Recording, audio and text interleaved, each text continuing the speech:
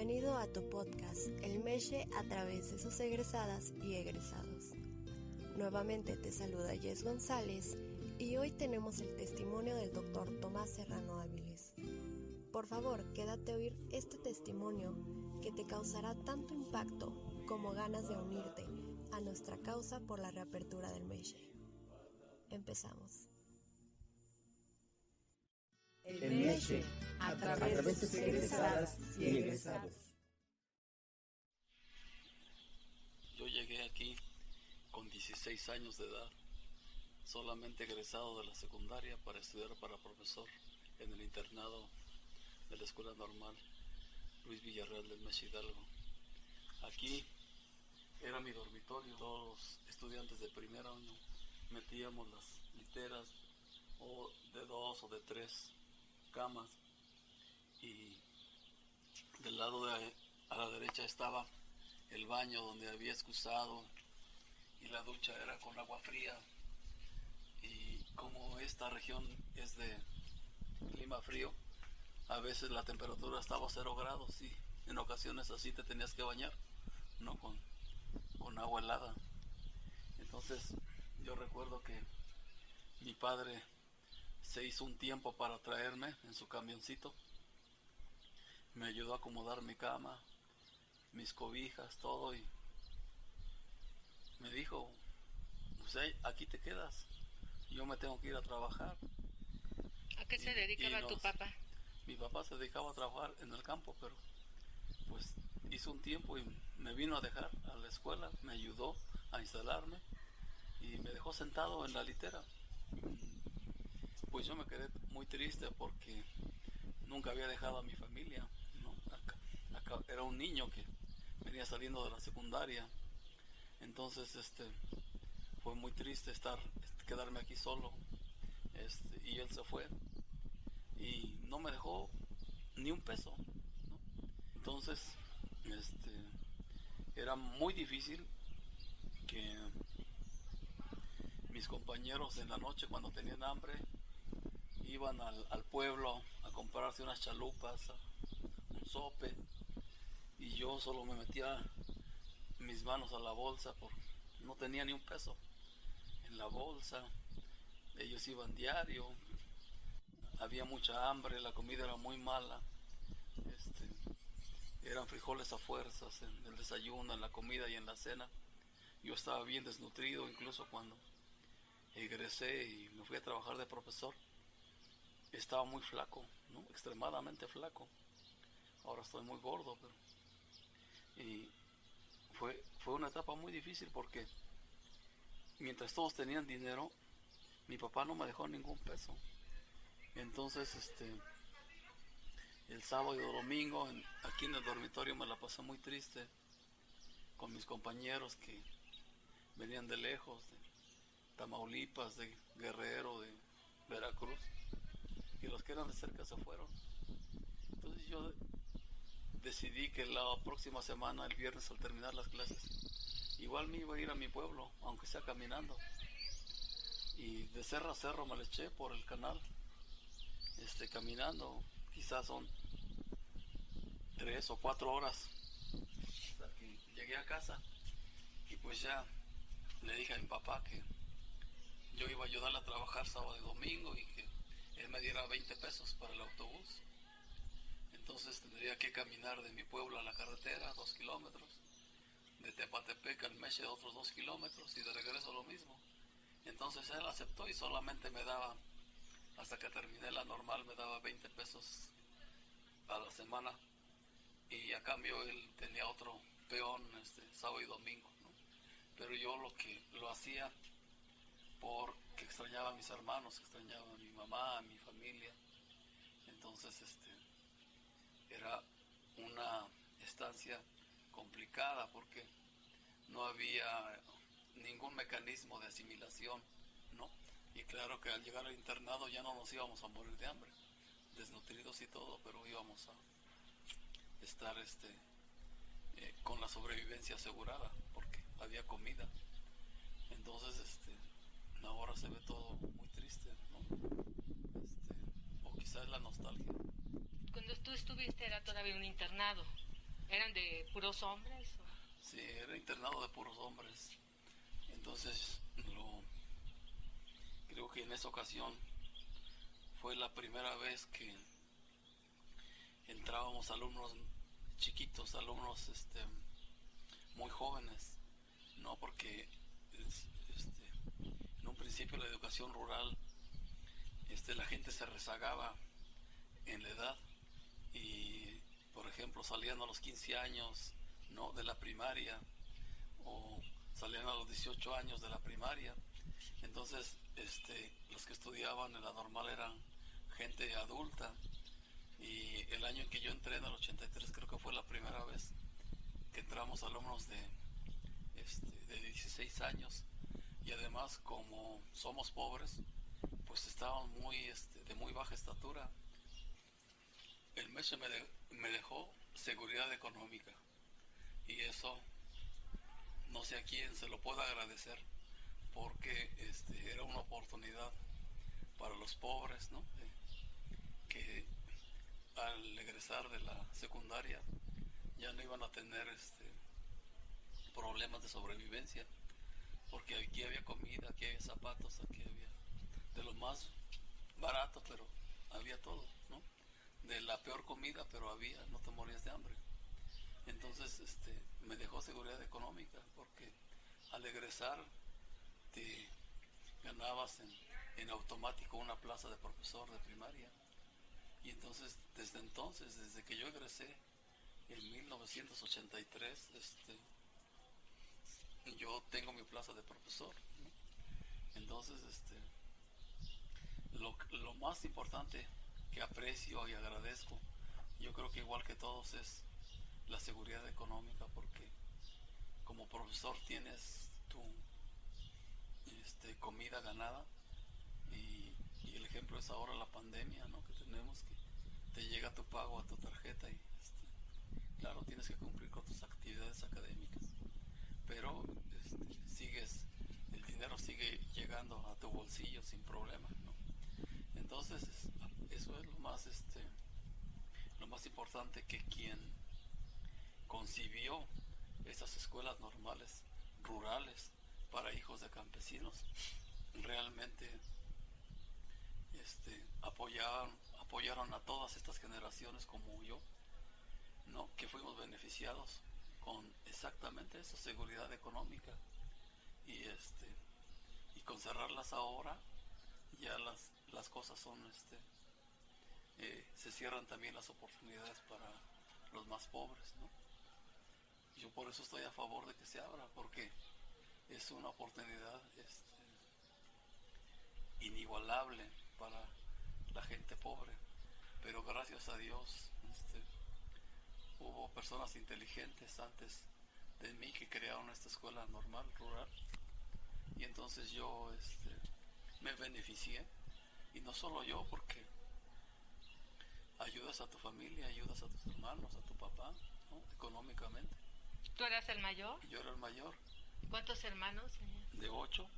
Yo encontré a una compañera de la secundaria que también estudió en Tlaxcala, en la Escuela Normal Rural de Panotla, y ella me presumía que yo soy maestra, pero gracias a mí estudiaron mis hermanos. Dice, yo también mis hermanos estudiaron gracias a mí, porque yo les daba dinero, mi aguinaldo, por ejemplo. Cuando mi hermana estudiaba para dentista, si había que comprar un sillón para la dentista, yo lo pagaba con mi aguinaldo, ¿no? Y eso no se reclama ni se espera reconocimiento, ¿no? Porque uno no espera nada de esto, solo gratitud por la enorme oportunidad de haber estudiado aquí, y de que ahora que tengo 56 años sigo siendo profesor, ¿no? Y el mismo profesor que cuando estudié aquí en la normal, ¿no? Soy el mismo profesor, no ha cambiado nada, ¿no? ¿Cuál es el profesor que más recuerdas? Quizá el profesor que más recuerdo es el de matemáticas, no por lo que me enseñó, sino por que nos daba consejos, ¿no? Que lo que aprendías aquí lo ibas a usar para tu vida diaria, ¿no? Entonces, así en la docencia, ¿no? Lo que más valoraba los consejos en la docencia. Entonces él nos ponía problemas y nos hacía dudar y a ver qué harías en esta situación, ¿no? Y eso es real. Entonces yo los he aplicado cuando tengo dificultades en docencia y recuerdo lo que me aconsejaba y actúo exactamente como él me aconsejaba. Entonces la historia de la formación aquí participó indudablemente en formar esa conciencia de valorar, ¿no?, a los pobres y intentar ayudarlos a salir de esa situación, y a eso me dedico ahora, ¿no? Yo hasta creo que si no soy el único, soy de menos de 10 egresados del MESHE, que nuestro trabajo es ser científico, ¿no? Somos científicos, ¿no? Yo sí me considero científico de la pobreza, y la formé aquí, la fortalecí aquí, ¿no? Entonces me interesa ayudar a sacar a los pobres de esa situación. Hace unos años una institución de prestigio que mide la pobreza en México, el Coneval, me invitaban a medir la pobreza, y yo les dije muchas gracias. Yo no me interesa medir la pobreza, me interesa sacar a los pobres de la pobreza, pero medirla, pues, a mí no me interesa, ¿no?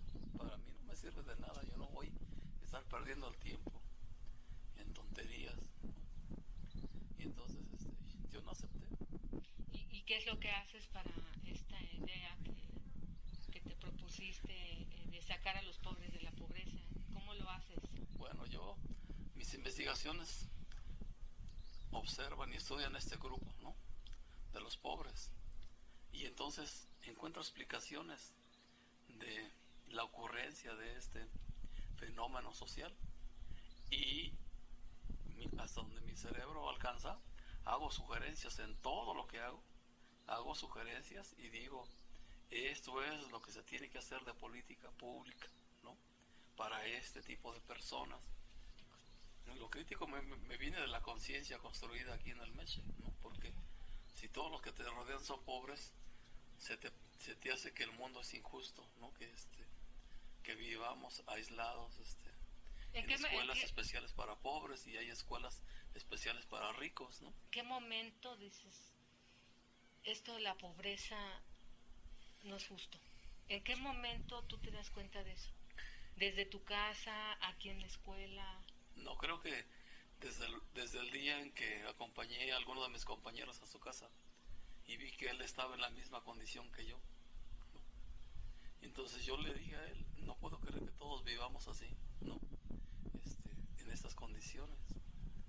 Y pues todos vivimos así. Dice, a ver, ¿quién del grupo es rico? Nadie, ¿no? Fuimos seleccionados especialmente por nuestra condición de pobreza. Fui a la casa de los demás y te asombra. Las condiciones son comunes para todos. El que vive en Tamaulipas, el que vive en Morelos, el que vive en Guerrero, el que vive en Hidalgo, en Veracruz, tiene un piso de tierra, ¿no? Entonces los unía la pobreza. La pobreza duerme en un catre, ¿no? O en la cama con blocks y con tablas, ¿no? Y unas cobijitas, y le tienen que pegar lodo a las tablas para que no entre el aire en las noches por la lluvia. Entonces las condiciones compartidas fue el motivo de la conciencia por la pobreza y por la injusticia, ¿no? en que vivimos algunos mexicanos. Sí, yo creo que el internado es lo mejor, porque las condiciones de precariedad de la población les permiten acceder a esa oportunidad única, y lo único que faltan son reglas, ¿no? Reglas internas. O sea, nada se compara con eso. El MESHE tiene que ser igual que cuando yo estudié. Esta es una gran oportunidad, porque tu padre te puede dejar aquí sin un peso y no te mueres. Seguro que no te mueres. Los 4 años. no puedes aguantar aquí. Y un pobre que no tiene que comer tiene esa oportunidad de no morirse por 4 años y al final, que es contratado por una plaza de profesor, queda con los frijoles asegurados para todo el tiempo que dure su labor docente, ¿no? Las escuelas para pobres tienen que existir, tienen razón de ser, porque si no, no tienen una oportunidad, si no se les mueren. Yo tengo una lectura de un visitador de Naciones Unidas. En 1950 al estado de Guerrero declaró los habitantes rurales de Guerrero tienen 2 opciones: morirse de hambre aquí en Guerrero o irse a la ciudad y vivir más tiempo. Hoy sigue siendo lo mismo, ¿no? En el siglo XXI. Si los de Guerrero no se salen de Guerrero, se mueren de hambre allá. Y si se vienen a la ciudad, viven por lo menos más años, ¿no? Esa es la situación de México. Entonces, esa es la explicación de por qué son necesarias escuelas para pobres. Y se mueran allá, o que les ayudes a tener otra vida, ¿no? En una escuela donde tienen una oportunidad. ¿Qué cambiarías tú si tuvieras tú la oportunidad, ¿no? Así, en el tiempo, ¿no? De regresar. Que en lugar de que entrar como alumno, hubieras entrado como director de la escuela. ¿Qué habrías hecho por esa escuela, por el MESHE? Yo creo, de manera práctica, algo básico era que todos los profesores fueran egresados del MESHE, ¿no? Porque es otra condición básica para fortalecer más nuestra característica de pobres, ¿no? Y que algunos maestros no las tenían, eran muy fresas, eran profesores muy urbanos, ¿no? Y entonces no les interesaba enseñarnos, hacer reglas por escritas, ¿no? Firmarlas con los alumnos. Claro, tiene que haber un buen gobierno dentro de las escuelas. Y eso no existía, no había un buen gobierno. No había gobierno. Entonces, todo eso se tendría que arreglar, intervenir, ¿no? Una mejor comida. Yo ya lo vi, gracias a Dios. Tuve la oportunidad de conocer la Universidad de Nuevo México.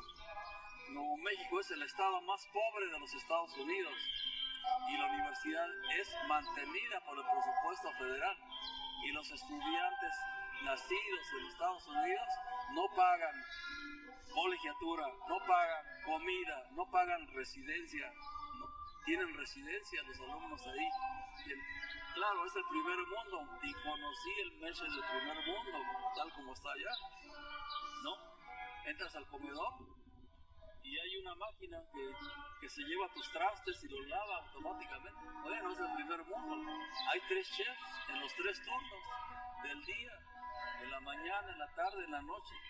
Hay 3 chefs y comen excelentemente. ¿Y quién los mantiene? El Estado, ¿no? El Estado Nacional.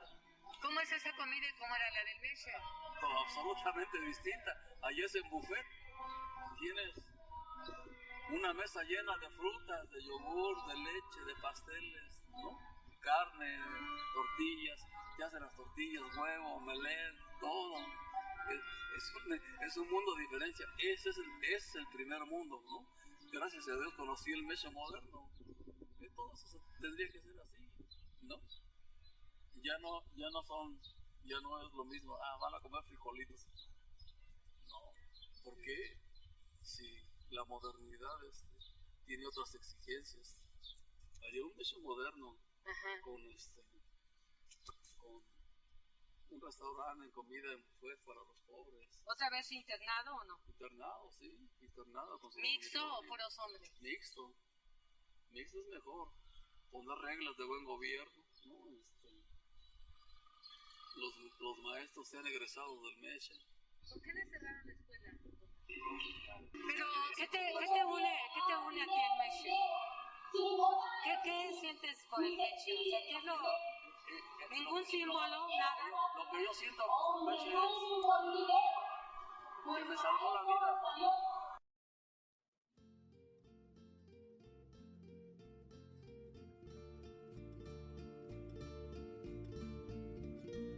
Sin duda alguna, el mejor testimonio que existe es vivirlo en carne propia. Para el doctor Tomás Serrano Áviles, las escuelas para pobres tienen que existir, tienen su razón de ser. Este fue el testimonio de un egresado de la generación 1979-1983. Se trató del testimonio del doctor Tomás Serrano Áviles. El doctor Serrano Áviles es doctor en Ciencias Sociales por el Colegio de la Frontera Norte. Después de egresar de la Escuela Normal Rural Luis Villarreal, con su certificado de Bachillerato General y un título de profesor de primaria, y la licenciatura en Ciencias Sociales en la Escuela Normal Superior Federal de Querétaro. El doctor Serrano es un egresado convencido